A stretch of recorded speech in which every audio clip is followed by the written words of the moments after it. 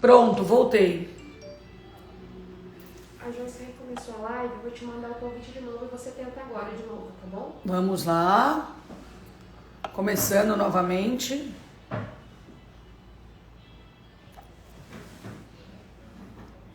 Esperando o Dr. Luiz Hans entrar. Bem-vindos todos.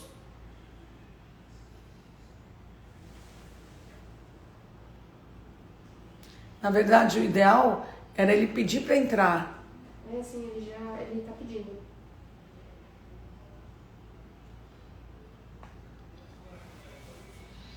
Quase, quase. Ele já entrou. Já entrou? Uhum. Vamos ver aqui. Tá aqui. Tá aqui. Agora vai. Oi, Gabi. Gabi Figueiredo, bem-vinda. Hoje é um tema que vai te interessar, hein? Ei, Ok. doutor! Finalmente, tivemos uma instabilidade aqui de software. Acontece sempre. Que prazer ver você de novo, doutor Luiz. Prazer é meu, muito obrigado pelo convite. E é sempre uma oportunidade de falar com você aí pelo Insta e em outros meios pelo Glamurama. Obrigada. Primeiro de tudo, eu não sabia que você dava aula de alemão. Atualmente eu não dou aulas de alemão, mas eu durante 15 anos dei aulas de alemão. Já deu aula para o doutor Cláudio.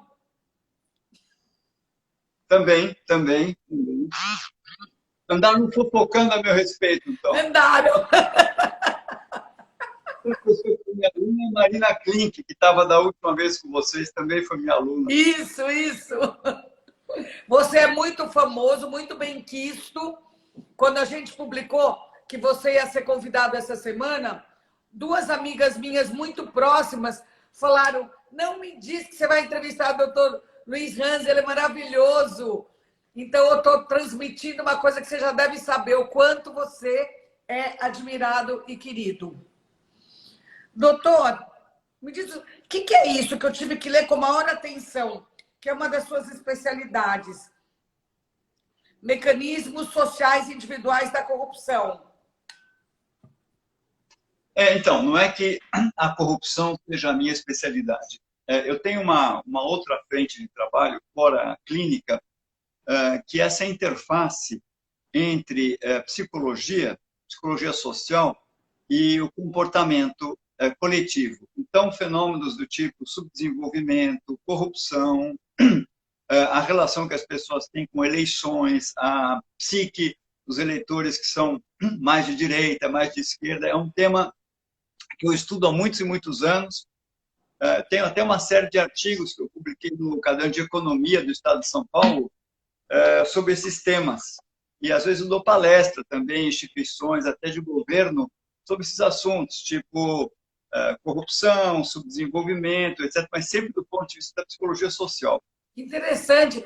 Eu vou procurar você, então, depois. Nós temos uma revista, que é essa aqui, olha. Chama Revista Poder. É uma revista mais séria, assim, mais de pensamento.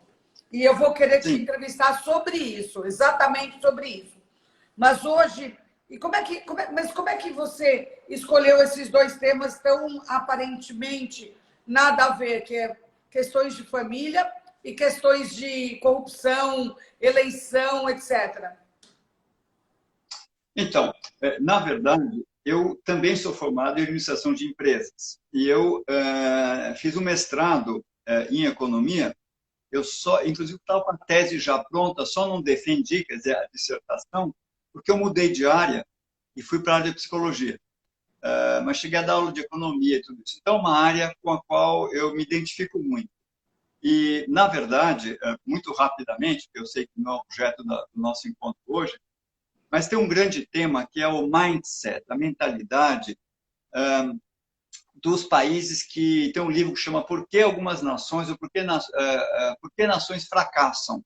Why do nations fail?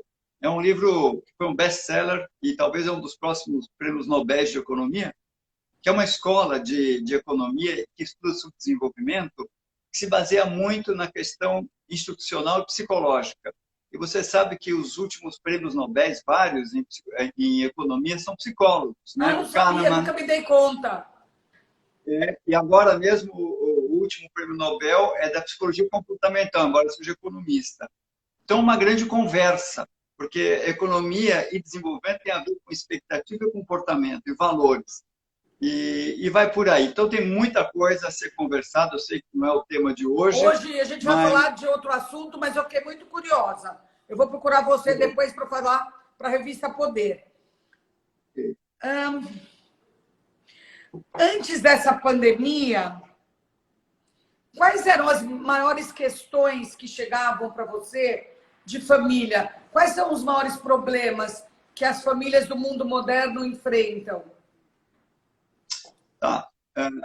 Aliás, no comentário, grande parte das questões que chegam a mim, inclusive nesse momento, são muito parecidas com as anteriores. A pandemia, ela só vai intensificar isso um pouco, não é que ela muda muito essa dinâmica, né? E as questões que chegavam, se você pensar em termos de família, elas se dividem, por um lado, na relação conjugal, né? E isso dá para discutir de uma maneira bastante sistemática. Eu tenho um livro que chama Equação do Casamento, o que pode ou não mudar na sua relação, que define o que as pesquisas mostram, que são seis dimensões, 6 fatores, que fazem com que os relacionamentos sejam muito satisfatórios, médio ou nada satisfatórios. Esses 6 fatores se combinam e a gente consegue falar sobre isso, dar curso sobre isso, terapia de casal com isso, Que bacana. endereçando as combinatórias. E o outro aspecto nas famílias, além da relação dos pais entre si, né? Supondo uma família marido e mulher, hoje em dia nós temos trisal, nós temos família 2 homens, 2 mulheres, mas vamos falar genericamente homem e mulher, né? Mas há outras configurações. Além dessa relação do casal, tem a relação com os filhos e depois com os parentes, etc. E com relação aos filhos, é uma área que pertence a quem trabalha com família. Então, eu tenho também um livro que chama A Arte de Dar Limites, Como Mudar Atitudes de Crianças e Adolescentes. E são esses os 2 temas que mais chegam pelas famílias. Problemas com os filhos e problemas do casal. Os problemas do casal podem envolver várias coisas que a gente eventualmente discute daqui a pouco. Tá.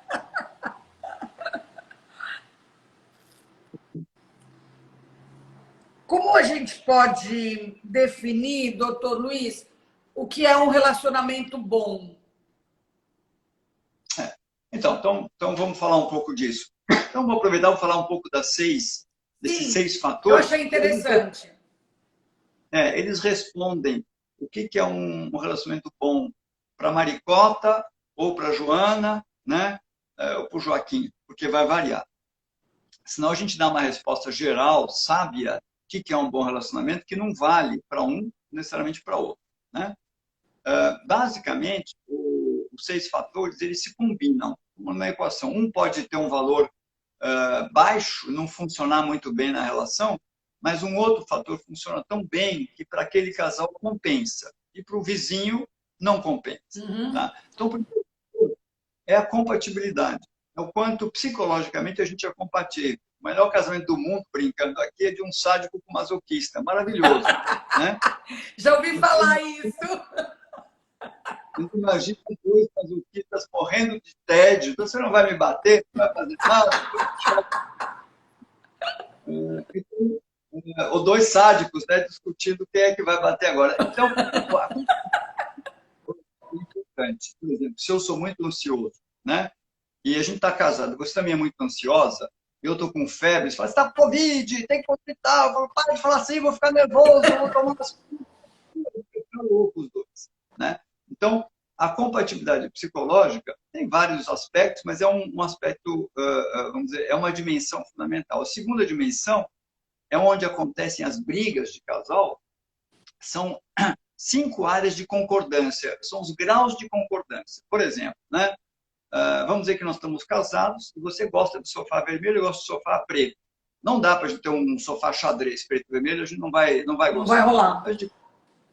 Um sofá cor de burro quando fora.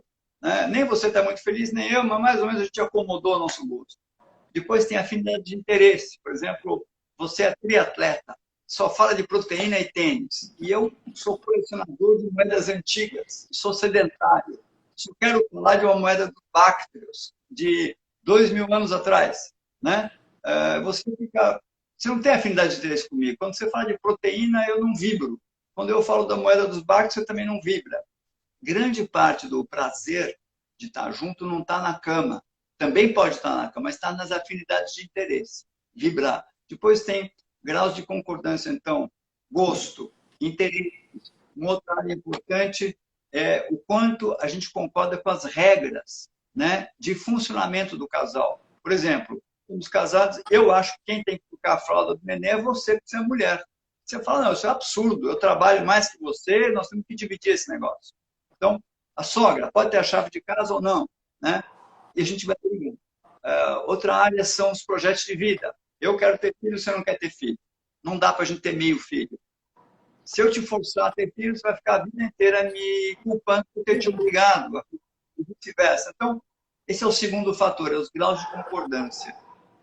Por aí que acontece os conflitos. Rapidamente ainda, o terceiro é atração e encanto sexual, vida sexual. O quarto fator tem muito a ver com a pandemia. O quarto fator são os estressores externos, né? Por exemplo, né, problemas financeiros, parentes invasivos, um filho que adoece, tudo isso que é externo à minha relação com você. Uhum. Isso pode ser um casamento maravilhoso que vai sendo contaminado, né? Você pega um casal de ratinhos, uma gaiola, você chacoalha a gaiola, deixa apertada, põe choque elétrico, eles ficam tão irritados e tensos, brigam entre si. A gente se contamina com os estressores externos. É a mesma coisa com as gratificações externas. Para terminar, né, então, de compatibilidade psicológica, de concordâncias nas várias áreas, para educação sexual e estressores externos. O quinto e sexto. O quinto é o quanto cada um de nós, isso é muito definidor, entra no casamento com a ideia de que casar é fazer dar certo. Faz parte desse sacrifício, momentos difíceis, porque eu adoro a ideia de um dia estar velhinho com você, a gente andar na praia, juntinhos, e tudo bem, a gente da vida, passar por muita coisa. Agora, se eu entro num casamento com a ideia de que eu estou casando para ser feliz, a qualquer custo agora, e que se não tiver feliz, se tiver muito sacrifício, 2 palitos eu me separo e procuro a vizinha, o grau de coesão nosso vai ser menor e tolerância vai ser menor. Há vários estudos sobre isso, né? E por último, o mais importante para a gente ficar bem são as competências de convívio a dois. Porque o casamento moderno, né, contemporâneo, ele exige muita negociação. Não é mais uso de costume. A gente tem que negociar tudo. E a gente espera muito um do outro. Então, se eu tenho competências de convívio a dois, capacidades, por exemplo, inteligência emocional, etiqueta de comportamento a dois, não uso comunicações destrutivas, uma série de conexão emocional, se eu tiver tudo isso, não pode ir do casamento. A gente tem uma condição de alinhar muitas coisas. Um bom casamento, mas que não tem isso, vai se deteriorando. Então, hoje em dia, a gente muitas vezes, antes das pessoas casarem, quando pode, faz 6 sessões em que a gente ensina essas competências de convívio a dois. E as pesquisas mostram que a taxa de satisfação cai muito e quando tem uma separação, ela é mais consensual. Bom, basicamente é isso. Agora, doutor Luiz, como é que a gente vai, por exemplo, quando a gente começa a namorar, isso aí, a minha questão é a seguinte, eu vou para o final. Casamento tem que ser baseado em amor ou em quê? Na nossa sociedade, em amor, ao longo de 5.000 anos de história, o casamento normalmente não era baseado em amor. Então, esse casamento não era melhor? Então, você sabe, por exemplo, os hindus, os Sikhs na Índia, são milhões. Eles casam conhecendo o noivo no dia do casamento. E a taxa de satisfação matrimonial deles é maior do que a nossa. Eu acredito em casamento arranjado, doutor. porque eles dizem, você vai amar, aprender a amar o seu parceiro, né? Nessa aliança. Mas acontece que isso seria uma outra concepção. Você tem que... Aí tem um item que eu tenho que falar disso, que é assim, é a concepção que nós temos de felicidade. Uma sociedade, isso começou no Ocidente, nos anos 60. Não existia isso, o seu avô não tinha isso, nem o seu bisavô. A nossa ideia atual de felicidade é que o propósito da vida, da sua vida, da minha vida, é ser feliz. E o resto são meios para a gente buscar a felicidade. Isso é novo. Como é que era até a década de 50 e como é que é em outras sociedades e outros casamentos? A meta da vida é realizar propósitos, ciclos de vida, obrigações. E ser feliz é realizar isso. Então, por exemplo, a sua bisavó, ou a minha, podia dizer assim, eu tenho 78 anos de idade, minha filha, hoje em dia posso morrer feliz, que eu tive 13 filhos, tenho 27 netos, todos filhos formados, casados, graças a Deus, que Deus o tenha, eu cuidei do seu avô durante 14 anos com Parkinson. O que ela queria dizer com isso? Ela está feliz porque ela cumpriu os ciclos. Não era importante saber se fazer os 13 filhos com o vovô era um horror, toda noite fazer isso com ele, ou se isso era divertido. Isso não era importante. O importante era ter os 13 filhos, criar os filhos. Então, a vida era outra coisa, né? Isso mudou. Daí o casamento está sobrecarregado, porque a vida está sobrecarregada. É muita expectativa, né? Agora, não tem como voltar atrás. É uma ilusão dizer esqueça da felicidade. A arte de viver, dos anos 60 para cá, uma vez que nós mudamos o nosso algoritmo, a ideia agora é buscar, né, alguma felicidade, são outras formas de ensinar as pessoas a lidar com a vida. Isso a gente ainda está formulando, e psicoterapia muito isso, e terapia de casal também, né? Não adianta você falar, mas vamos voltar a ser como os Sikhs ou como os nossos bisavós. A gente não vai fazer isso, né? Então, deixa eu fazer uma pergunta na sequência disso. Nos dias de hoje, é mais fácil ser feliz casado ou sozinho? Por enquanto, tudo indica que casado, por várias razões, né? Primeiro, as pessoas hoje que casam, diferente de 30, 40 anos atrás, jovens, você conversa com eles hoje, eles têm uma noção, pode não ter o número, tá, de que 50% dos casais se separam depois de 15 anos, mas eles têm isso intuitivamente. Eles sabem que muita gente se separa. E eles sabem que eu estou casando para durar enquanto durar, né? Eu gostaria que durasse para sempre, mas eles sabem disso. Ainda assim, e eles também sabem que tem problemas, que depois as pessoas se habituam, eles têm essa noção. Por que as pessoas ainda hoje casam, embora elas tenham muito mais informação sobre isso? Tudo indica que acontece o seguinte, as pessoas hoje nos grandes centros urbanos ocidentais, elas enxergam no casamento um lugar especial de pertença.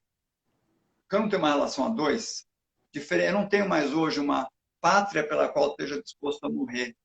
Muitos no Ocidente não têm uma religião pela qual eu quero morrer. Não tem uma comunidade na minha aldeia onde eu estou integrado, não tem um clã, uma família grande. Então, o casal nuclear e talvez os meus filhos, né? Uma das poucas coisas pelas quais eu até estou disposto a arriscar minha vida, né? O Jean-Luc Ferry, um grande filósofo francês, ele descreve isso muito bem. Isso virou uma espécie de nova pátria nossa, que é a nossa família nuclear. E as pessoas, em geral, quando têm amigos, amigas, parentes, pessoas top, nós somos seres sociais, elas ficam melhor. Então, sozinho, a maioria das pessoas sozinha sofre muito de solidão. Alguns conseguem ter muitos amigos, ter amizades coloridas, mas em algum momento, a maioria lida muito. Mas, doutor Luiz, pode também, por exemplo, quando a pessoa fica viúva, também fica só. Sim. Veja, não tem uma solução para a questão do desejo humano, que é sempre um desejo imperfeito. E um dos desejos nossos é, por exemplo, a própria questão, além da solidão, da fidelidade e infidelidade. Todos nós gostaríamos de ter um amor garantido, ter alguém que incondicionalmente nos ama, mas quando a pessoa nos ama incondicionalmente, a gente perde o tesão, E, além do mais, a maioria de nós, ao longo de 5, 6, 10, 15, 20 anos de casamento, tem muita vontade de flertar, de ter um namoro, mesmo que eu esteja bem casado. Por outro lado, nenhuma sociedade resolveu isso muito bem, nem os muçulmanos, nem os racídicos, nem os esquimós. Houve várias experiências, né? Os chavantes, várias sociedades em que a mulher tinha vários homens, o homem tinha várias mulheres, casamento aberto. Nenhuma solução é muito... a gente tem dilemas, né? O desejo é de dilemas. E o que você está dizendo, eu caso, eu posso ficar viúvo. Solteiro, eu posso sentir muita falta durante um tempo de ter alguém. Eu estou com alguém e me sinto sufocado. Nós somos seres fídicos. Em algum momento, a gente tem que conseguir fazer uma escolha. Dizer, tá bem, mas é isso que faz sentido para mim. E as escolhas... Difícil, hein? Por exemplo, você falou aí, o casal está casado há 15 anos, se gosta, tudo, mas chega uma hora que também não tem mais tesão, né? O que faz um casal desses?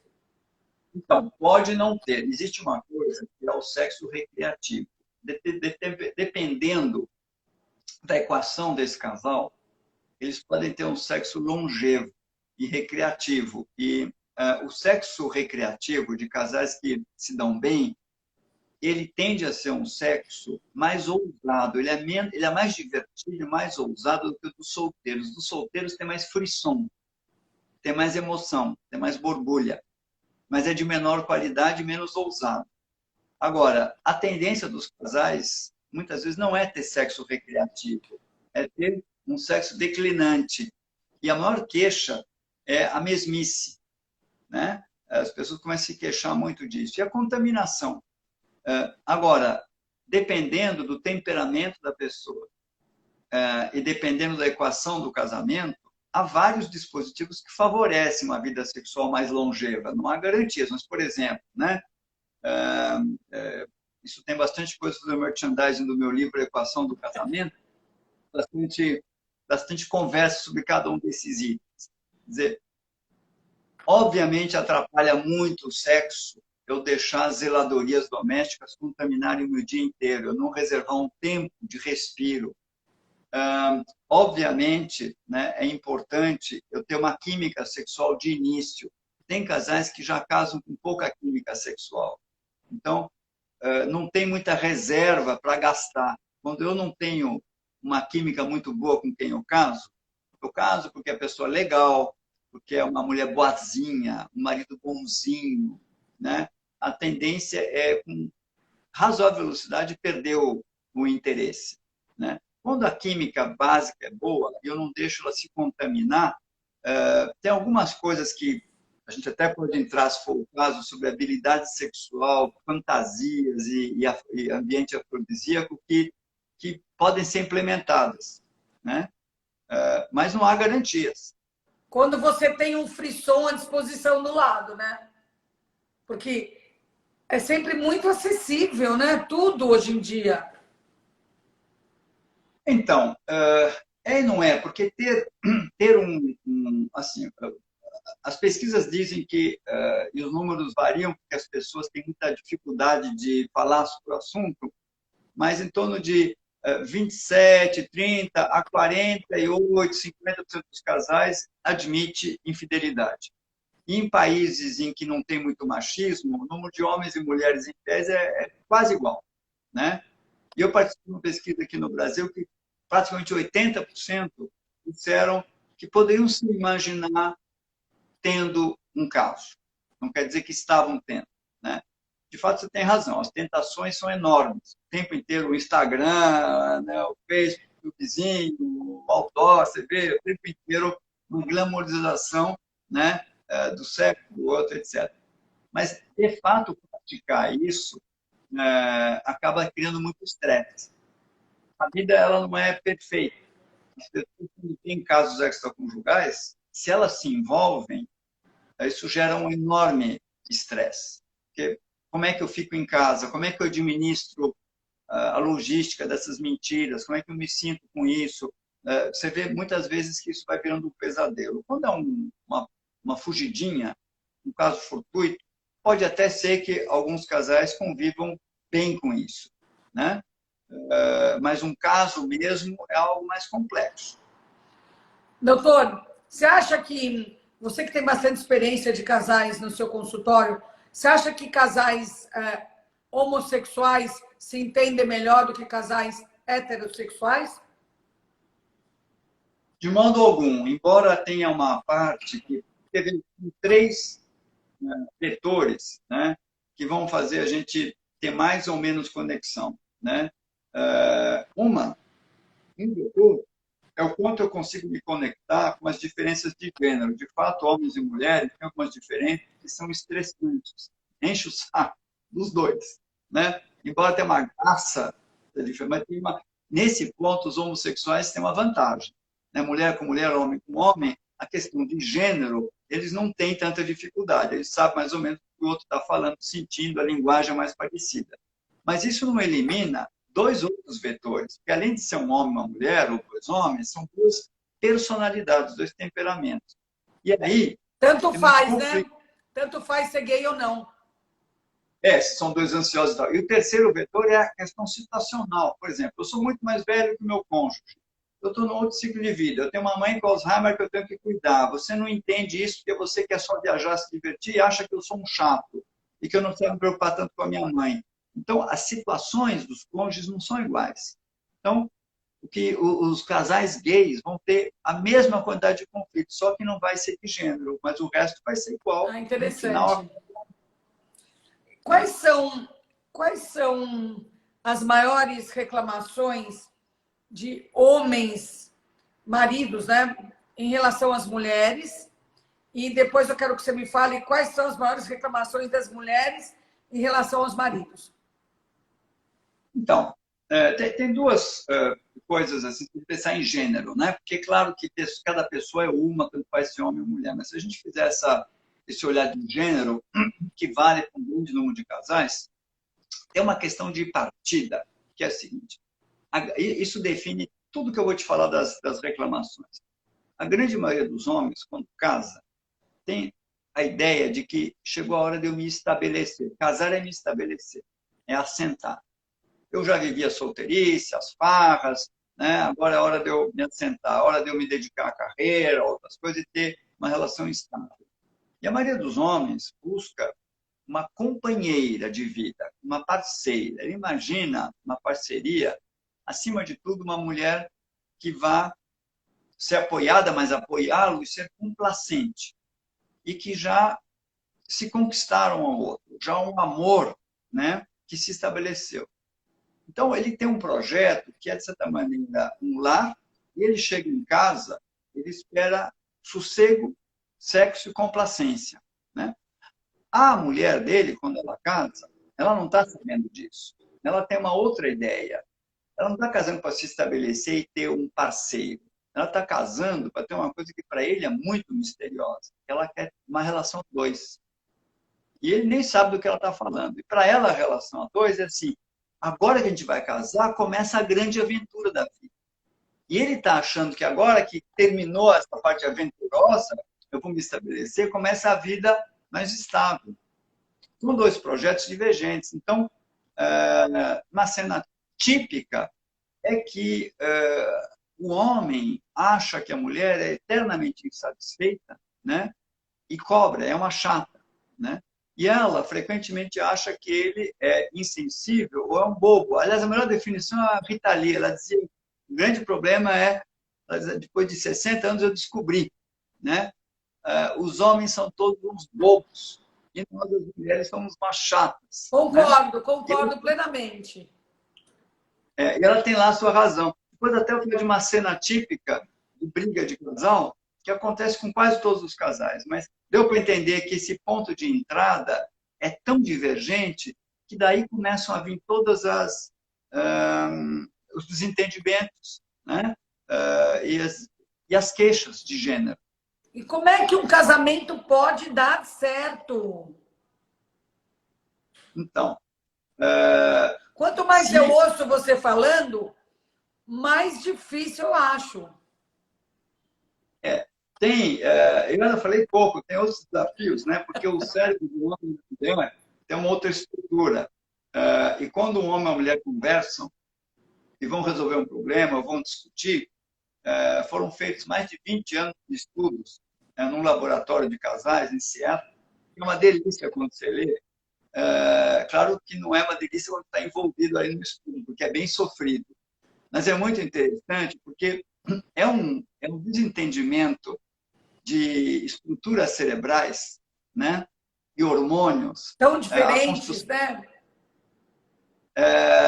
O que eu faço muito com casais, que acaba sendo interessante, é mostrar tudo isso e um aprender a conversar com o outro. Por exemplo, um rápido, curto exemplo, né?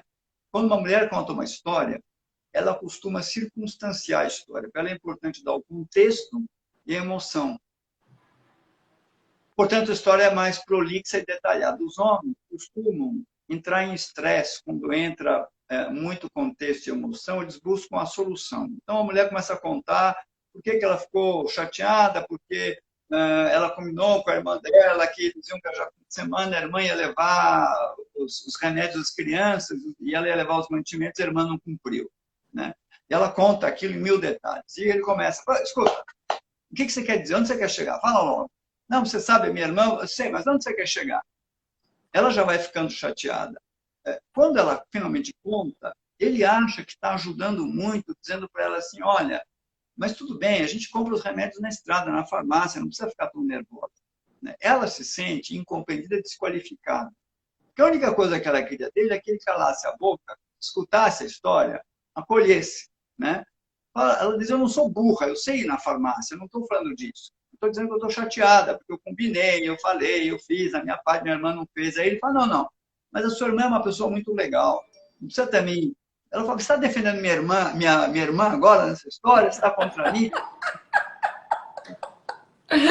Ô, doutor Luiz, eu vou querer ficar mais não sei quantos anos descasada por sua culpa, hein? Já estou te avisando. Mas é divertido, porque quando, por exemplo, um casal que eu atendo, eu descobri um mecanismo. Ela chega para o marido e fala assim, vem cá, você quer que eu te conte uma história? Que eu tenho uma história para te contar, um problema que eu tive aqui ou ali, na versão express ou versão completa? Aí ele fala, eu quero a versão express, que é a masculina. Quando é, por exemplo, a irmã dela, aí é express. Quando ela pergunta, eu tenho uma fofoca que o seu sócio contou a respeito daquele cliente, você quer express ou completa? Eu falo, não, eu quero a completa. Né? E a mesma coisa quando ele foi para algum lugar, foi visitar a prima dele. Né? Para ele é uma visita chata. Ela pergunta, como foi? Ele conta só, foi bem. Eu falo, não quero express. Meu marido, me conta a completa. E eles aprenderam a rir. E assim, a gente faz muito treino com o casal sobre muitas áreas de gênero e isso se dissolve. Isso não é um problema. Você só precisa preparar as pessoas para isso. Não é um problema. É incrível, porque tudo que a gente quer que dê certo na vida, a gente tem que se dedicar muito, né? Muito, muito, muito. Focar, se dedicar, e, enfim. Quando a gente casou a primeira vez, ninguém imaginou que casamento era isso tudo, né? Eu queria perguntar para você duas situações no consultório, se você já viveu. Uma é que você ficou preocupado que a briga estava enorme do casal. E a segunda é se alguma vez você já foi surpreendido no seu consultório pela reação de um casal que você imaginava que ia dar uma coisa e deu outra. Então, a questão da briga é uma questão técnica, que é assim, existem técnicas de terapia de casal que deixam o casal ir interagindo, eles começam a brigar, e aí já ferveu, e o terapeuta vem ali com um bombeiro, né, uma mangueira de bombeiro, às vezes tenta amainar, e eles saem super brigados, às vezes você não controla mais, às vezes um deles tem um distúrbio de personalidade, ferve, e durante a sessão sai da sessão, etc. Então, existem outras técnicas. A maneira como eu trabalho não tem como brigar, né? Porque a gente primeiro aprende, né? E treina com coisas fáceis primeiro e de uma maneira, tem sempre o lado mais lúdico também, né? Como essa brincadeira do Express e tudo, treina a falar de assuntos cabeludos, né? E frase a frase eu vou acompanhando de maneira que seja uma frase que você aprenda a não... Imagina que você e eu, todo mundo tem aqui um painel com botões vermelhos e verdes. Se eu aperto o verde, você floresce. Se eu aperto o vermelho, você explode. Né? Então, a cada frase, eu trabalho com isso, já falo, essa é uma frase que aperta o botão vermelho ou verde. Então, vamos reformular. Então, não dá para explodir, porque a gente está junto, cada frase construindo a conversa. Eu faço um pouco de coaching e conversa, até que eles vão aprendendo em 2, 3 sessões como é que eu monto uma frase, falo de um problema cabeludo, e não tem que ter tabu, tem que falar de tudo. De uma maneira a não ir lá fazer comunicações destrutivas. Vocês aprendem rápido. Então, não tem como brigar. Eles podem falar de um assunto, mas isso você não pode deixar ferver, porque se ferver, entra num sequestro neuronal, uma espécie de dominó. Quando entra no circuito da amígdala, no centro do cérebro, explode, não tem mais o que fazer. Por isso que a gente, só para terminar isso, a gente percebe, por exemplo, você e eu estamos casados, e aí você chega e fala para mim, olha, quero falar com você sobre o fato que você anda, de novo, sendo muito duro demais com o nosso filho mais velho. Aí eu falo, fala, vai, o que você quer me falar? A gente já sabe que a conversa já desandou. Só deu você chegar para mim dizendo que eu fui duro, e eu fala, não precisa conversar, não vai dar certo. Então, o casal aprende a já entrar na conversa de um jeito que possa. Deu uma travada. Espera aí que já volta, deu uma travada.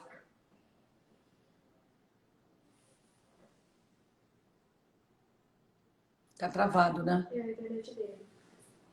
A internet do Dr. Luiz. Pronto, voltou. Que bom. Doutor Luiz, e algum casal já surpreendeu você de uma maneira, no bom sentido, assim? Sim, no bom sentido, porque o terapeuta de casal, ele deveria, né, ser neutro. Importante cada um encontre sua verdade. Mas o terapeuta de casal tem uma vocação casamenteira. A gente torce muito para que dê certo, mas não pode forçar a barra. Não adianta você... o seu compromisso é com a verdade das pessoas. Mas o que é uma boa surpresa, às vezes, que a gente tem? Quando você acha que realmente os dois não vão conseguir se acertar, né? E, de repente, eles voltam e foram por um caminho que você nem imaginava, às vezes o contrário até do que você estava sugerindo, e voltam felizes da vida.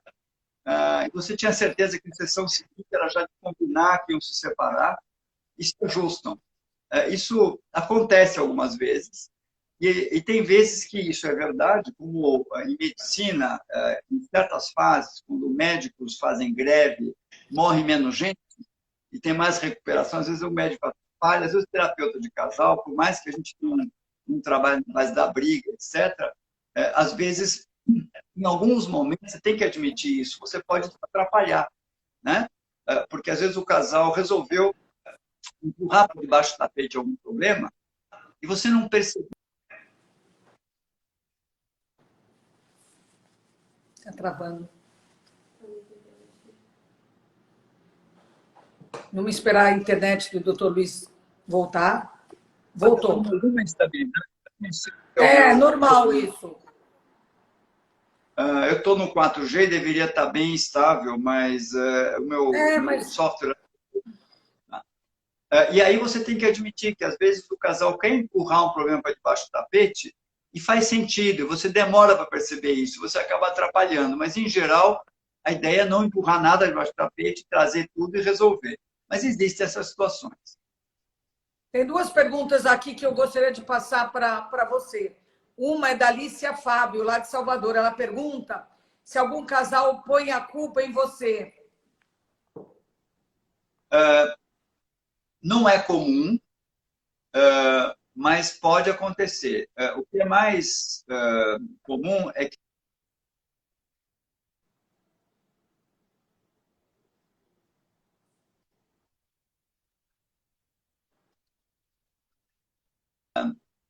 um ou outro sinta que você é contra ele. Por quê? Porque algumas pessoas estão em guerra com o seu parceiro. E às vezes a pessoa já vem também com uma ideia, né, de que você, por ser homem ou mulher, ou isso ou aquilo, já deve, ela projeta em você, ela, independente do que você faça, ela já projeta em você. E ou você está do lado dela ou você é contra ela. Se você está neutro, você é contra. Então isso pode acontecer. E aí você tem que ter um manejo para lidar com isso. Da situação. E tem uma pergunta da Gabi Figueiredo, do Rio. Ela pergunta se casais que se dão bem... Não, só casal que se dá mal que faz terapia? Não. Assim, as pesquisas indicam que... essas pesquisas são americanas no Brasil, a gente não tem essa pesquisa, mas deve ser parecido. Você conviver um pouco com isso, eu não sei o que está... Mas vamos lá. Relaxa, Os casais... doutor, vamos indo. Casais, em média, vêm 6 anos depois que a crise começou. Quando um casal vem logo no começo, ou antecipando uma crise, ou vem para alguém ajudar a tomar uma decisão que eles querem, que não é crise, eles querem pensar juntos, a gente muda de país, a gente muda de cidade, vai ver uma cidade pequena de interior.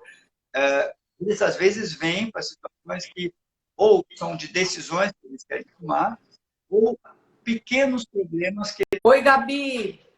Gabi Figueiredo, bem-vinda. Hoje é um tema que vai te interessar, hein? Ei, doutor! Finalmente, tivemos uma instabilidade aqui de software. Acontece sempre. Que prazer ver você de novo, doutor Luiz. Prazer é meu, muito obrigado pelo convite. E é sempre uma oportunidade de falar com você aí pelo Insta e em outros meios pelo Glamurama. Obrigada. Primeiro de tudo, eu não sabia que você dava aula de alemão. Atualmente eu não dou aulas de alemão, mas eu durante 15 anos dei aulas de alemão. Já deu aula para o doutor Cláudio. Também. Andaram fofocando a meu respeito, então. Andaram. Minha aluna Marina Klink, que estava da última vez com vocês, também foi minha aluna. Isso. Você é muito famoso, muito benquisto. Quando a gente publicou que você ia ser convidado essa semana, 2 amigas minhas muito próximas falaram: não me diz que você vai entrevistar o doutor Luiz Hans, ele é maravilhoso. Então, eu estou transmitindo uma coisa que você já deve saber, o quanto você é admirado e querido. Doutor, me diz, o que é isso que eu tive que ler com maior atenção, que é uma das suas especialidades? Mecanismos sociais e individuais da corrupção. Então, não é que a corrupção seja a minha especialidade. Eu tenho uma outra frente de trabalho, fora a clínica, que é essa interface entre psicologia social e o comportamento coletivo. Então, fenômenos do tipo subdesenvolvimento, corrupção, a relação que as pessoas têm com eleições, a psique dos eleitores que são mais de direita, mais de esquerda, é um tema que eu estudo há muitos e muitos anos. Tenho até uma série de artigos que eu publiquei no Caderno de Economia do Estado de São Paulo sobre esses temas. E, às vezes, eu dou palestra também em instituições, até de governo, sobre esses assuntos, tipo corrupção, subdesenvolvimento, etc., mas sempre do ponto de vista da psicologia social. Interessante. Eu vou procurar você, então, depois. Nós temos uma revista, que é essa aqui, olha. Chama Revista Poder. É uma revista mais séria, assim, mais de pensamento. E eu vou querer te entrevistar sobre isso, exatamente sobre isso. Mas hoje... Mas como é que você escolheu esses 2 temas tão aparentemente nada a ver, que é questões de família e questões de corrupção, eleição, etc.? Então, na verdade, eu também sou formado em administração de empresas. E eu fiz um mestrado em economia. Inclusive, estava com a tese já pronta, só não defendi, quer dizer, a dissertação, porque eu mudei de área e fui para a área de psicologia. Mas cheguei a dar aula de economia e tudo isso. Então, é uma área com a qual eu me identifico muito. E, na verdade, muito rapidamente, porque eu sei que não é o objeto do nosso encontro hoje, mas tem um grande tema que é o mindset, a mentalidade dos países que tem um livro que chama Por que algumas nações ou por que nações fracassam? Why do nations fail? É um livro que foi um best-seller e talvez é um dos próximos prêmios Nobel de Economia, que é uma escola de economia que estuda subdesenvolvimento, que se baseia muito na questão institucional e psicológica. E você sabe que os últimos prêmios Nobel, vários em economia, são psicólogos, Ah, né? não O sabia, Kahneman. nunca me dei conta. E agora mesmo, o último prêmio Nobel é da psicologia comportamental, embora seja economista. Então, uma grande conversa, porque economia e desenvolvimento tem a ver com expectativa e comportamento e valores. E vai por aí. Então, tem muita coisa a ser conversada. Eu sei que não é o tema de hoje, Hoje a gente vai mas... falar de outro assunto, mas eu fiquei muito curiosa. Eu vou procurar você depois para falar para a revista Poder. Antes dessa pandemia, quais eram as maiores questões que chegavam para você de família? Quais são os maiores problemas que as famílias do mundo moderno enfrentam? Tá. Aliás, no comentário, grande parte das questões que chegam a mim, inclusive nesse momento, são muito parecidas com as anteriores. A pandemia, ela só vai intensificar isso um pouco, não é que ela muda muito essa dinâmica, né? E as questões que chegavam, se você pensar em termos de família, elas se dividem, por um lado, na relação conjugal, né? E isso dá para discutir de uma maneira bastante sistemática. Eu tenho um livro que chama Equação do Casamento, o que pode ou não mudar na sua relação, que define o que as pesquisas mostram, que são seis dimensões, 6 fatores, que fazem com que os relacionamentos sejam muito satisfatórios, médio ou nada satisfatórios. Esses 6 fatores se combinam e a gente consegue falar sobre isso, dar curso sobre isso, terapia de casal com isso, Que bacana. endereçando as combinatórias. E o outro aspecto nas famílias, além da relação dos pais entre si, né? Supondo uma família marido e mulher, hoje em dia nós temos trisal, nós temos família 2 homens, 2 mulheres, mas vamos falar genericamente homem e mulher, né? Mas há outras configurações. Além dessa relação do casal, tem a relação com os filhos e depois com os parentes, etc. E com relação aos filhos, é uma área que pertence a quem trabalha com família. Então, eu tenho também um livro que chama A Arte de Dar Limites, Como Mudar Atitudes de Crianças e Adolescentes. E são esses os 2 temas que mais chegam pelas famílias. Problemas com os filhos e problemas do casal. Os problemas do casal podem envolver várias coisas que a gente eventualmente discute daqui a pouco. Tá.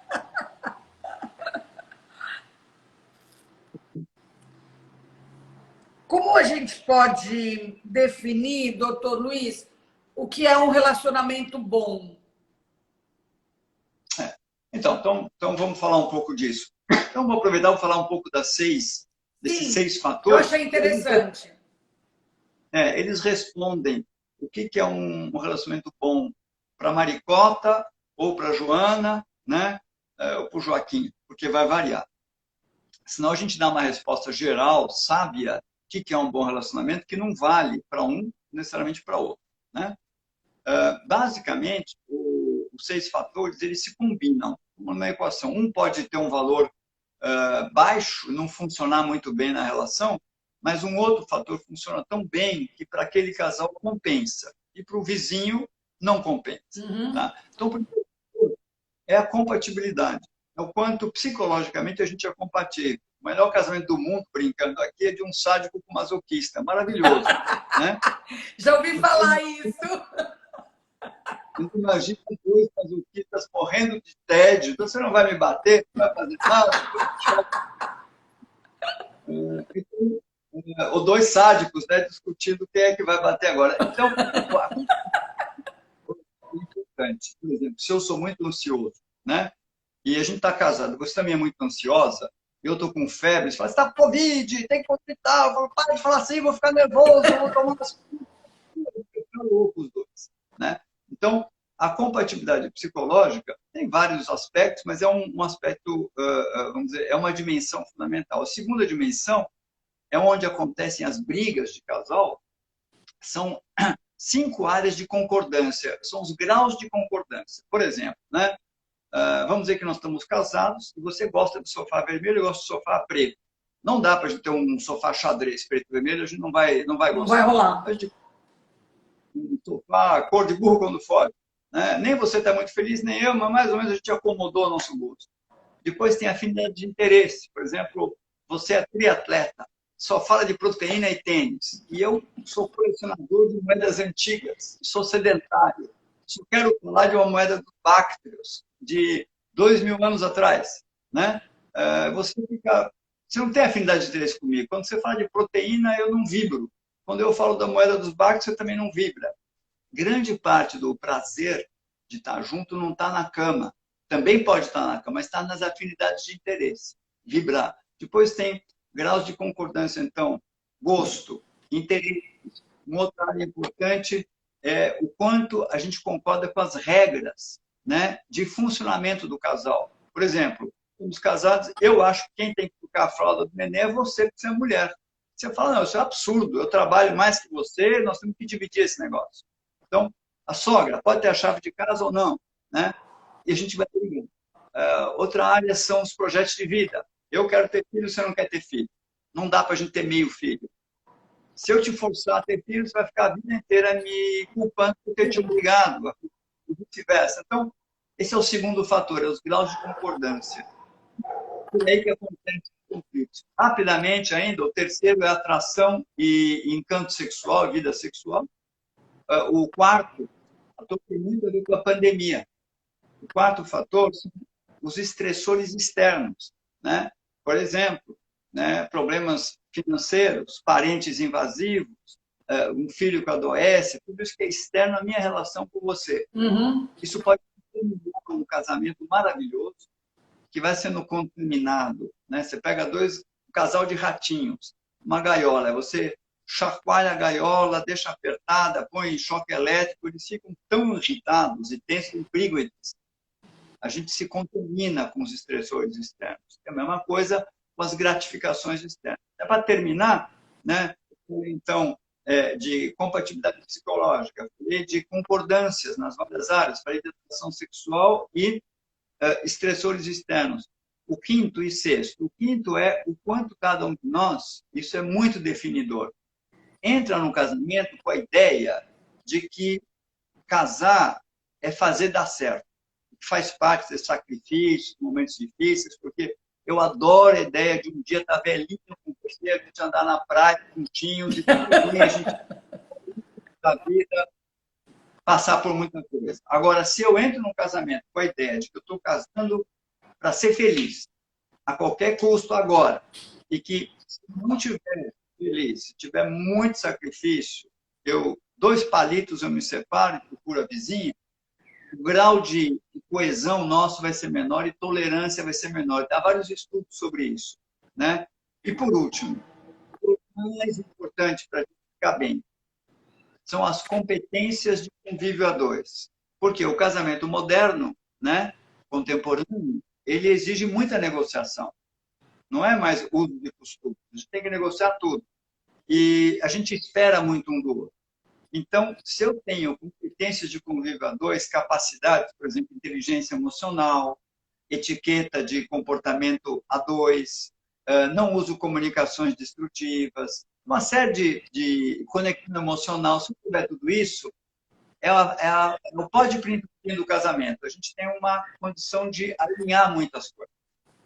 Um bom casamento, mas que não tem isso, vai se deteriorando. Então, hoje em dia, a gente muitas vezes, antes das pessoas casarem, quando pode, faz 6 sessões em que a gente ensina essas competências de convívio a dois.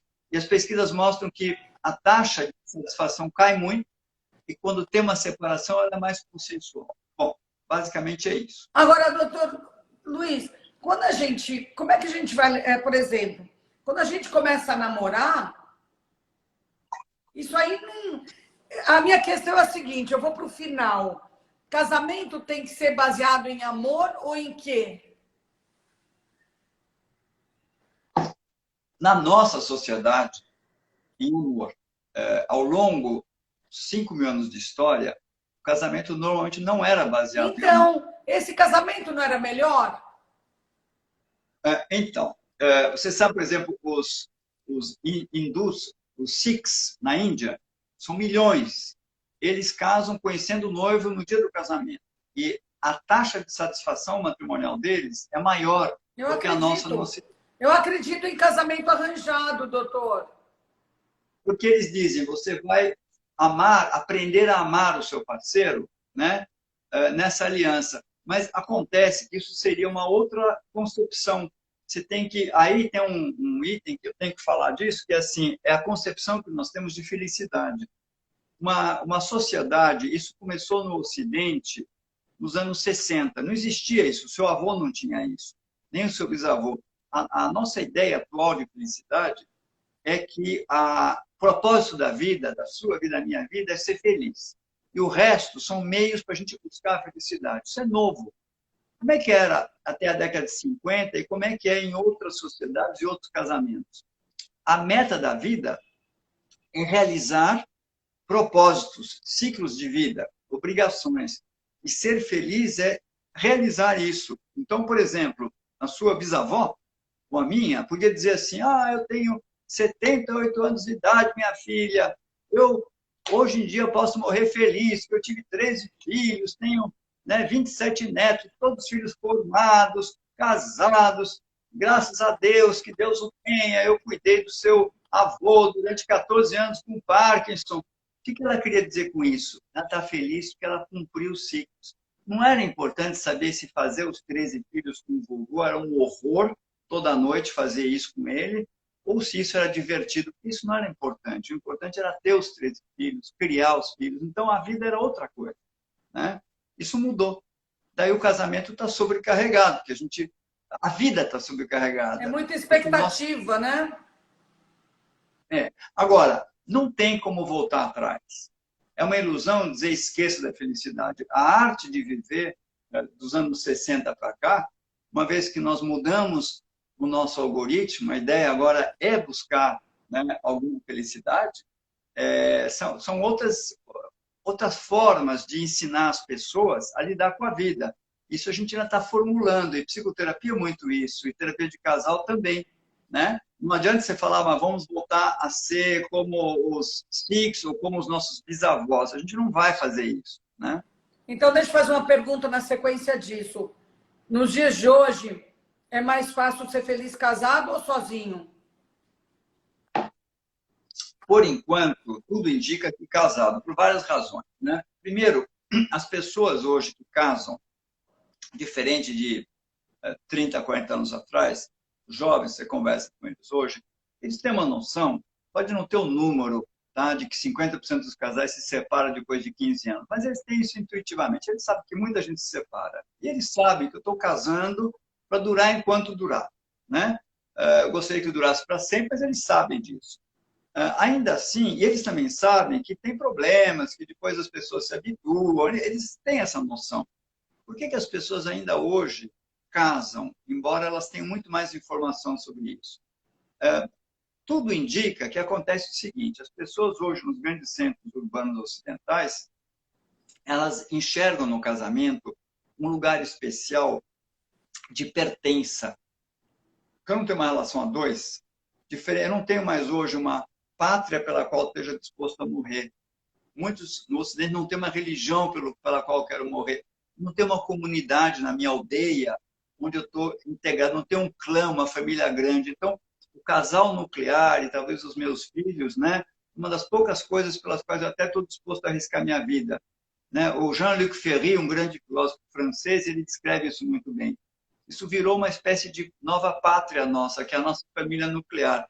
E as pessoas, em geral, quando têm amigos, amigas, parentes, pessoas top, nós somos seres sociais, elas ficam melhor. Então, sozinho, a maioria das pessoas sozinha sofre muito de solidão. Alguns conseguem ter muitos amigos, ter amizades coloridas, mas em algum momento, a maioria lida muito. Mas, doutor Luiz, pode também, por exemplo, quando a pessoa fica viúva, também fica só. Sim, Veja, não tem uma solução para a questão do desejo humano, que é sempre um desejo imperfeito. E um dos desejos nossos é, por exemplo, a própria questão, além da solidão, da fidelidade e infidelidade. Todos nós gostaríamos de ter um amor garantido, ter alguém que incondicionalmente nos ama, mas quando a pessoa nos ama incondicionalmente, a gente perde o tesão. E, além do mais, a maioria de nós, ao longo de 5, 6, 10, 15, 20 anos de casamento, tem muita vontade de flertar, de ter um namoro, mesmo que eu esteja bem casado. Por outro lado, nenhuma sociedade resolveu isso muito bem, nem os muçulmanos, nem os racídicos, nem os esquimós. Houve várias experiências, né? Os chavantes, várias sociedades em que a mulher tinha vários homens, o homem tinha várias mulheres, casamento aberto. Nenhuma solução é muito... a gente tem dilemas, né? O desejo é de dilemas. É o que você está dizendo. Eu caso, eu posso ficar viúvo. Solteiro, eu posso sentir muita falta durante um tempo de ter alguém. Eu estou com alguém e me sinto sufocado. Nós somos seres fedidos. Em algum momento, a gente tem que conseguir fazer uma escolha. Dizer, tá bem, mas é isso que faz sentido para mim. E as escolhas... Difícil, hein?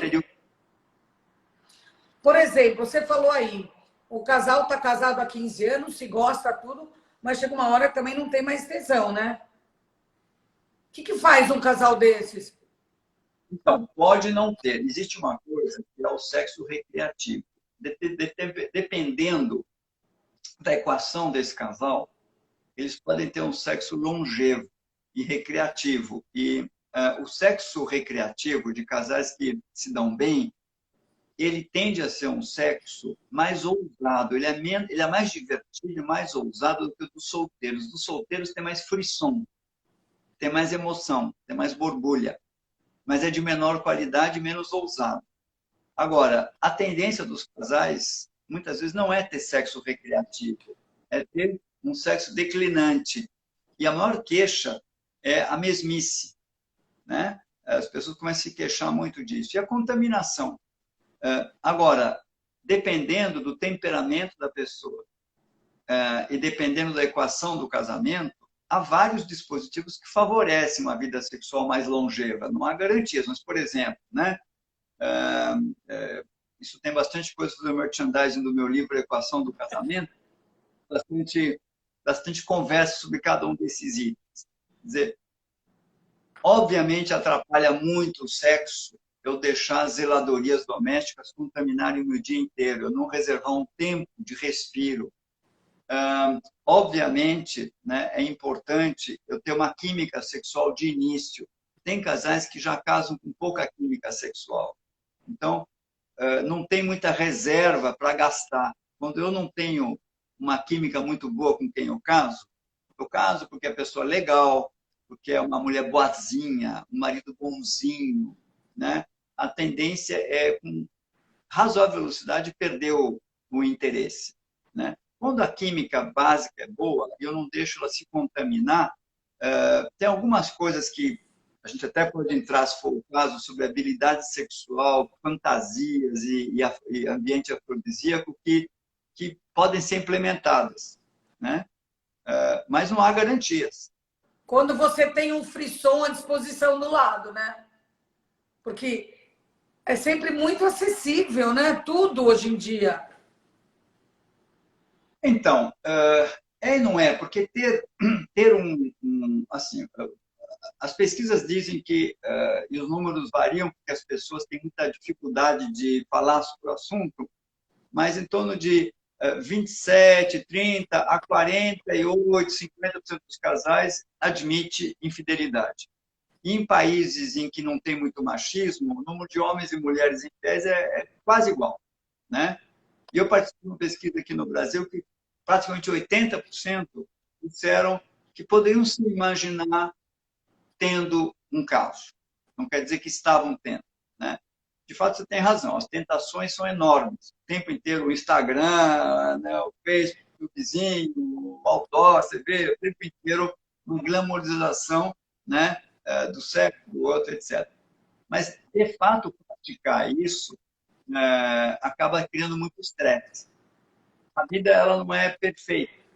quando tem casos extraconjugais, se elas se envolvem, isso gera um enorme estresse. Porque como é que eu fico em casa? Como é que eu administro a logística dessas mentiras? Como é que eu me sinto com isso? Você vê muitas vezes que isso vai virando um pesadelo. Quando é uma fugidinha, um caso fortuito, pode até ser que alguns casais convivam bem com isso, né? Mas um caso mesmo é algo mais complexo. Doutor, você acha que, você que tem bastante experiência de casais no seu consultório, você acha que casais homossexuais se entendem melhor do que casais heterossexuais?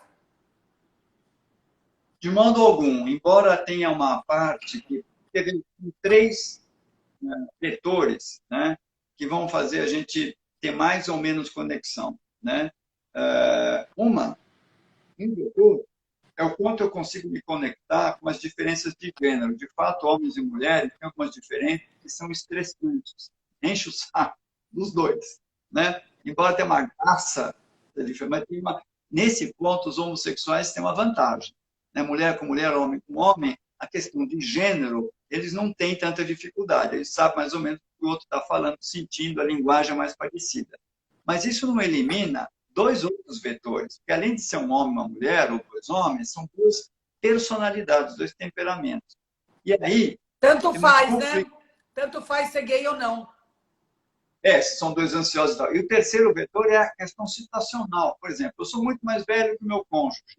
Eu estou num outro ciclo de vida. Eu tenho uma mãe com Alzheimer que eu tenho que cuidar. Você não entende isso porque você quer só viajar, se divertir e acha que eu sou um chato e que eu não preciso me preocupar tanto com a minha mãe.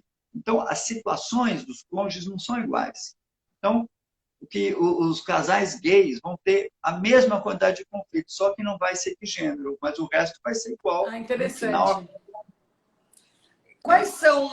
Quais são as maiores reclamações de homens, maridos, né, em relação às mulheres? E depois eu quero que você me fale quais são as maiores reclamações das mulheres em relação aos maridos.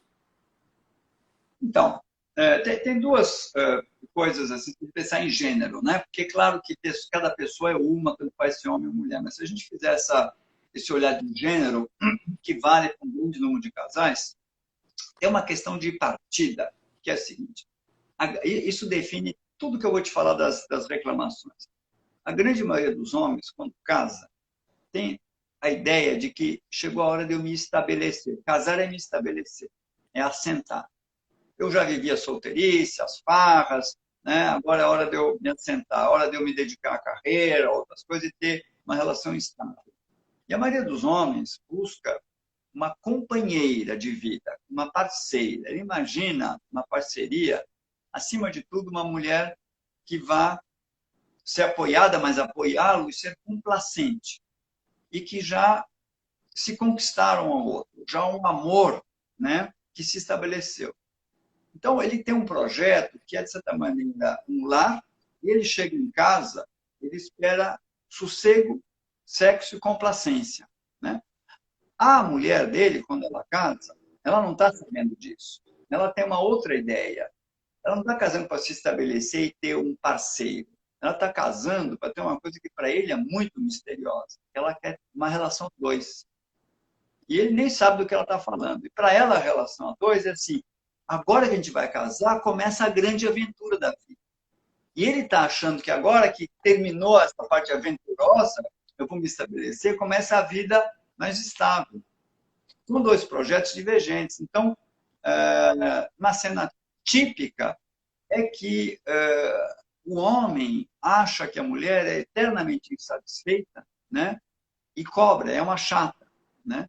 E ela frequentemente acha que ele é insensível ou é um bobo. Aliás, a melhor definição é a Rita Lee. Ela dizia: o grande problema é, depois de 60 anos eu descobri, né? Os homens são todos uns bobos e nós, as mulheres, somos umas chatas. Concordo, né? concordo plenamente. E ela tem lá a sua razão. Depois até eu falei de uma cena típica de briga de casal, que acontece com quase todos os casais, mas deu para entender que esse ponto de entrada é tão divergente que daí começam a vir todos os desentendimentos, né? e as queixas de gênero. E como é que um casamento pode dar certo? Então, quanto mais eu ouço você falando, mais difícil eu acho. Eu ainda falei pouco, tem outros desafios, né? Porque o cérebro do homem e da mulher tem uma outra estrutura. E quando um homem e uma mulher conversam e vão resolver um problema, vão discutir, foram feitos mais de 20 anos de estudos num laboratório de casais em Seattle. É uma delícia quando você lê. Claro que não é uma delícia quando está envolvido aí no estudo, porque é bem sofrido. Mas é muito interessante porque é um desentendimento de estruturas cerebrais, né? E hormônios. Tão diferentes, né? O que eu faço muito com casais, que acaba sendo interessante, é mostrar tudo isso e um aprender a conversar com o outro. Por exemplo, um rápido, curto exemplo, né? Quando uma mulher conta uma história, ela costuma circunstanciar a história. Para ela é importante dar o contexto e a emoção. Portanto, a história é mais prolixa e detalhada. Os homens costumam entrar em estresse quando entra muito contexto e emoção, eles buscam a solução. Então, a mulher começa a contar por que ela ficou chateada, porque ela combinou com a irmã dela que eles iam viajar no fim de semana, a irmã ia levar os remédios das crianças e ela ia levar os mantimentos, a irmã não cumpriu. Né? E ela conta aquilo em 1000 detalhes. E ele começa, escuta, o que você quer dizer? Onde você quer chegar? Fala logo. Não, você sabe, minha irmã, eu sei, mas onde você quer chegar? Ela já vai ficando chateada. Quando ela finalmente conta, ele acha que está ajudando muito, dizendo para ela assim, olha, mas tudo bem, a gente compra os remédios na estrada, na farmácia, não precisa ficar tão nervosa. Ela se sente incompreendida, desqualificada. Porque a única coisa que ela queria dele é que ele calasse a boca, escutasse a história, acolhesse. Né? Ela diz, eu não sou burra, eu sei ir na farmácia, eu não estou falando disso. Estou dizendo que eu estou chateada, porque eu combinei, eu falei, eu fiz, a minha parte, minha irmã não fez. Aí ele fala, não, mas a sua irmã é uma pessoa muito legal, não precisa ter mim. Ela fala, você está defendendo minha irmã agora nessa história? Você está contra mim? Ô, doutor Luiz, eu vou querer ficar mais não sei quantos anos descasada por sua culpa, hein? Já estou te avisando. Mas é divertido, porque quando um casal que eu atendo, eu descobri um mecanismo. Ela chega para o marido e fala assim, vem cá, você quer que eu te conte uma história? Que eu tenho uma história para te contar, um problema que eu tive aqui ou ali, na versão express ou versão completa? Aí ele fala, eu quero a versão express, que é a masculina. Quando é, por exemplo, a irmã dela, aí é express. Quando ela pergunta, eu tenho uma fofoca que o seu sócio contou a respeito daquele cliente, você quer express ou completa? Eu falo, não, eu quero a completa. Né? E a mesma coisa quando ele foi para algum lugar, foi visitar a prima dele. Né? Para ele é uma visita chata. Ela pergunta, como foi? E ele conta só, foi bem. Eu falo, não quero express. Meu marido, me conta a completa. E eles aprenderam a rir. E assim, a gente faz muito treino com o casal sobre muitas áreas de gênero e isso se dissolve. Isso não é um problema. A pessoa precisa preparar as pessoas para isso. Não é um problema.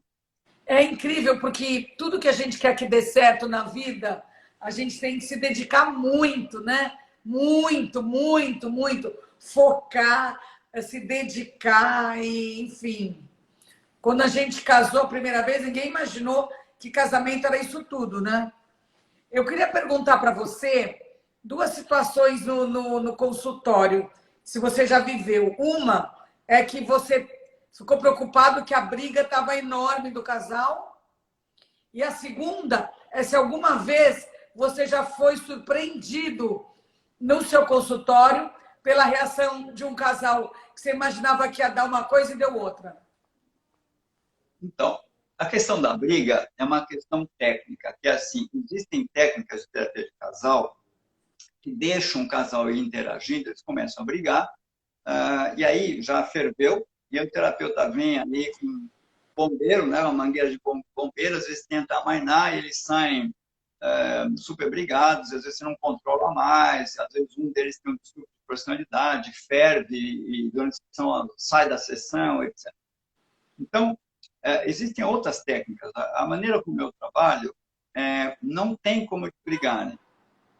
Porque a gente primeiro aprende, né? E treina com coisas fáceis primeiro e de uma maneira, tem sempre o lado mais lúdico também, né? Como essa brincadeira do Express e tudo, treina a falar de assuntos cabeludos, né? E frase a frase, eu vou acompanhando de maneira que seja uma frase que você aprenda a não... Imagina que você e eu, todo mundo tem aqui um painel com botões vermelhos e verdes. Se eu aperto o verde, você floresce. Se eu aperto o vermelho, você explode, né? Então, a cada frase, eu trabalho com isso, já falo, essa é uma frase que aperta o botão vermelho ou verde. Então, vamos reformular. Então, não dá para explodir, porque a gente está junto, cada frase construindo a conversa. Eu faço um pouco de coaching de conversa, até que eles vão aprendendo em 2, 3 sessões como é que eu monto uma frase, falo de um problema cabeludo, e não tem que ter tabu, tem que falar de tudo. De uma maneira a não ir lá fazer comunicações destrutivas. Vocês aprendem rápido. Então, não tem como brigar. Eles podem falar de um assunto, mas isso você não pode deixar ferver, porque se ferver, entra num sequestro neuronal, uma espécie de dominó. Quando entra no circuito da amígdala, no centro do cérebro, explode, não tem mais o que fazer. Por isso que a gente, só para terminar isso, a gente percebe, por exemplo, você e eu estamos casados, e aí você chega e fala para mim, olha, quero falar com você sobre o fato que você anda, de novo, sendo muito duro demais com o nosso filho mais velho. Aí eu falo, fala, vai, o que você quer me falar? A gente já sabe que a conversa já desandou. Só deu você chegar para mim dizendo que eu fui duro, e eu fala, não precisa conversar, já não vai dar certo. Então, o casal aprende a já entrar na conversa de um jeito que possa. Deu uma travada. Espera aí que já volta, deu uma travada.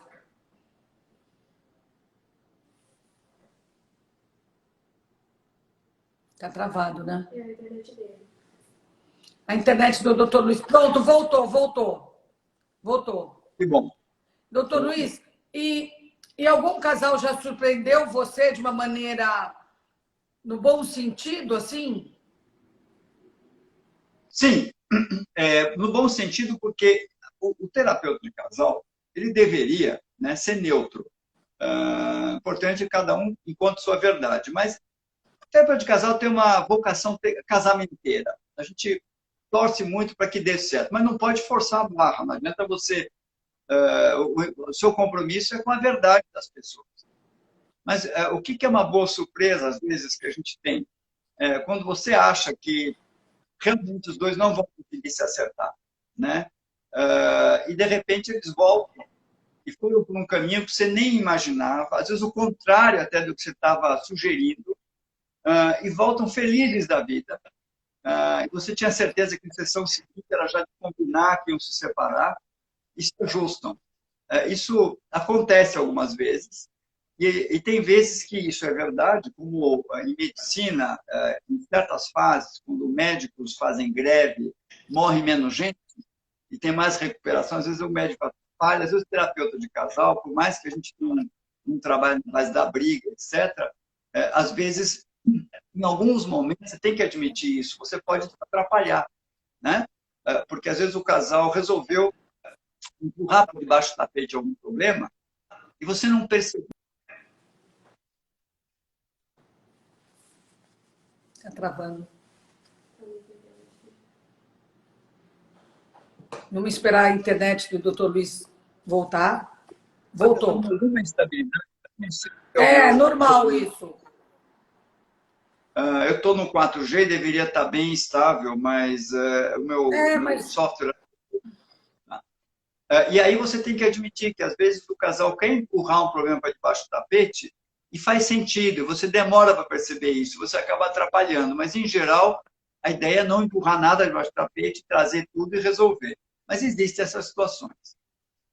Tem 2 perguntas aqui que eu gostaria de passar para você. Uma é da Alicia Fábio, lá de Salvador. Ela pergunta se algum casal põe a culpa em você. Não é comum. mas pode acontecer. O que é mais comum é que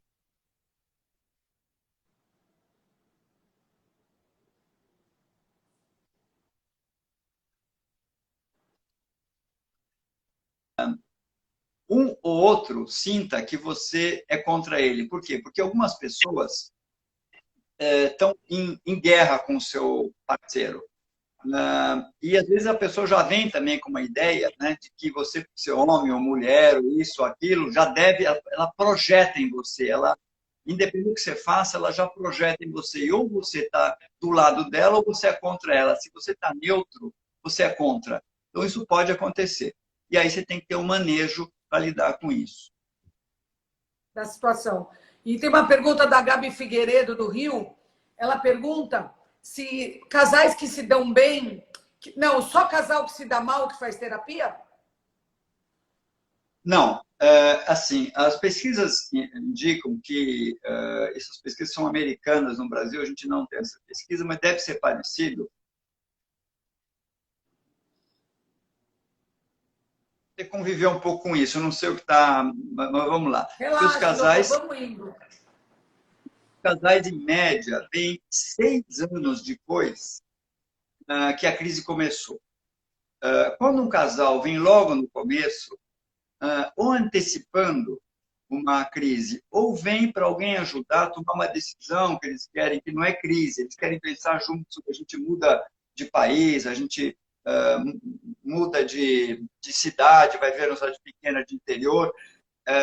Eles, às vezes, vêm para situações que ou são de decisões que eles querem tomar, ou pequenos problemas que eles percebem que, se não cuidarem, poderão virar uma crise. Isso acontece, isso é muito bom.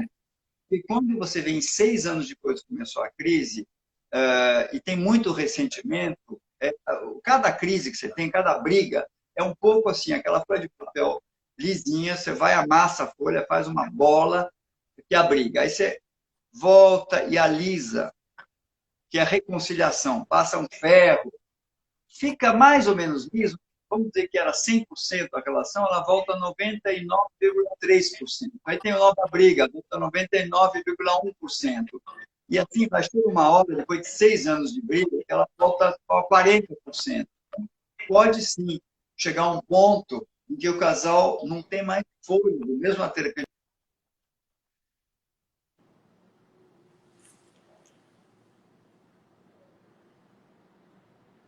Esse horário também fica sobrecarregado, né? Acho que a internet... doutor Hans, maravilhoso, é mesmo. Voltamos. A briga, o casal não tem mais fôlego, não tem mais musculatura de se reconciliar. Mas o normal é que, mesmo desgastados, se a equação é boa, eles voltam, eles conseguem voltar. Hoje eu só tá vindo duas em duas perguntas acopladas para você. Uma é o seguinte: se a emancipação feminina ajudou ou atrapalhou os casais? E a segunda, que tem a ver com isso, se ainda é uma questão difícil quando a mulher se projeta mais do que o homem ou ganha mais do que o homem. Então, se a gente olhar para o casamento tradicional, que não buscava a felicidade, em que a meta era cumprir as obrigações da vida, e que claramente o homem mandava na mulher, né? É claro que a busca da felicidade e a democracia e a paridade dificultou aquele casamento. Nós hoje não sabemos ainda muito bem, a gente está aprendendo a fazer isso, lidar com paridade. Porque, veja, nenhuma empresa do mundo aceita uma sociedade de 50%, que é difícil. Antigamente, você tinha casamentos mais homogêneos. Os dois eram muçulmanos, os dois eram, sei lá, católicos, os dois eram alemães. Hoje, a sociedade é heterogênea. Um vem do Nordeste, outro vem do Sul, um evangélico, outro outra coisa. Tem muita coisa que a gente tem que ajustar e negociar. E os dois têm o direito, né? Então, esse novo casamento...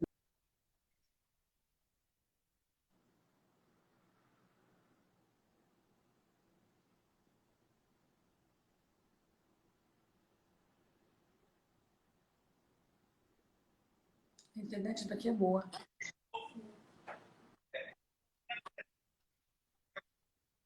não é da internet, não. É do meu software. O telefone tinha hoje à tarde caído. E ele está, às vezes, com um pouco de paciência, mas eu volto, leva um minuto. Eu sei que é chato, a gente. Não, Então, tá indo, tá indo. não está conseguindo. Então, com essa heterogeneidade que tem, né, de pano de fundo, e com a liberdade dos dois terem direito de escolher igual, ficou muito mais difícil. Entretanto, por isso mesmo é que a gente hoje trabalha com as competências de convívio a dois. Na verdade, é que a gente tem que mudar o jeito de conversar. Com tudo isso, óbvio que é mais desafiador. Eu espero muito de você, porque eu quero ser feliz, eu quero que você seja companheira, maravilhosa na cama, grande mãe, não me dê trabalho, não torre dinheiro, ganhe dinheiro. Eu quero tudo de você. Você quer tudo de mim. Óbvio que isso carrega.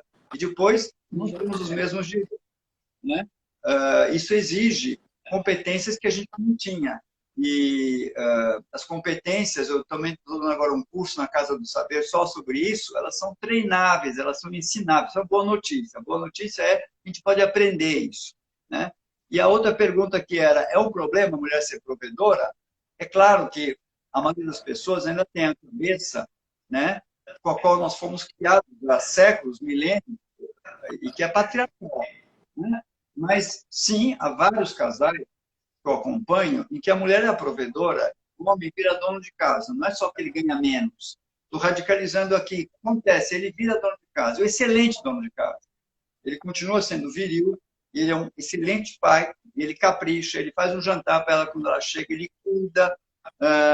Esses arranjos podem dar muito certo.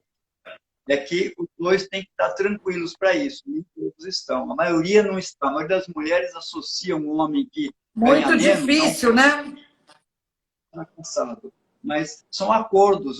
Nós estamos num mundo em que muitas coisas hoje são acordos. Não há mais essa regra pré-estabelecida. Não, não há regra, mas, doutor Hans, tem a pressão externa, né? Às vezes o casal encontra um modelo, mas a pressão externa é tão forte que esse modelo pode naufragar. Sem dúvida, a pressão externa ela já começa quando você nasce. A menininha, o menininho, já a maneira como o avô segura aquela criancinha já é uma mensagem diferente. Ele pega a netinha e fala, ai, minha princesinha, Gabrielazinha. Aí ele pega o neto Carlos e fala, aí, Carlão, e dá uma chacoalhadinha diferente no recém-nascido. Já começa ali e a sociedade vai, durante décadas, impregnar. Sem dúvida, mas em países como, por exemplo, Finlândia, Suécia, os escandinavos, eles, em geral, têm um número muito maior já de casais em que se ganha igual, porque a mulher é a provedora. E já tem muito mais homens donos de casa. Isso é muito cultural também, não cultural, é só as coisas conversam entre si. A gente está chegando perto do nosso final, doutor Hans. Dá um conselho aqui para os casais. Dois conselhos. Um para os casais e outro para quem não é casal. Tá. Bom, para os casais, eu diria que se tem uma coisa que é importante, com todas as dificuldades que a gente conversou, uma coisa que é importante é a conexão emocional.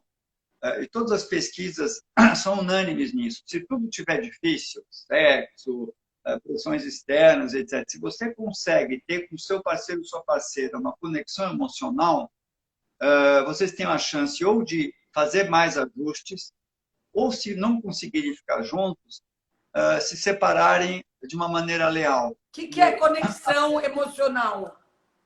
Conexão emocional. Conexão emocional, em geral, as mulheres sabem bem o que é, embora nem sempre consigam praticar. E os homens nem sabem o que é. Em geral, os homens olham com uma cara de paisagem e falam, eu sei o que é conexão, porque eu vi no dicionário, eu conheço. Eu sei o que é emocional, mas como é que eu tomo café da manhã em conexão emocional? Né? Então, conexão emocional, na verdade, eu vou dar um rápido exemplo, mas é quando existe a capacidade de eu dedicar atenção à diferença, ao outro, sem julgar, acolher e procurar ir de encontro a ele. Um exemplo rápido, né? marido está em casa, o marido está no jornal, lendo lá o jornal dele. A esposa chega e fala, querido, fui promovida, a gente está em empresa. Ele está lendo o jornal dele, vira e fala, uma família como?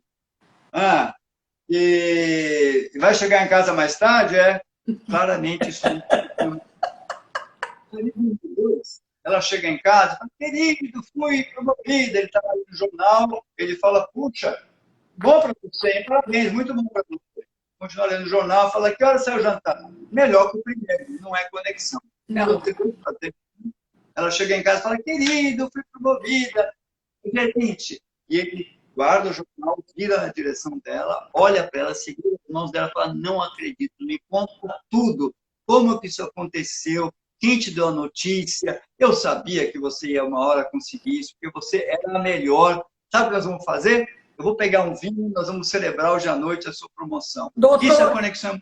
Doutor Luiz Hans, isso é ficção científica, não é conexão.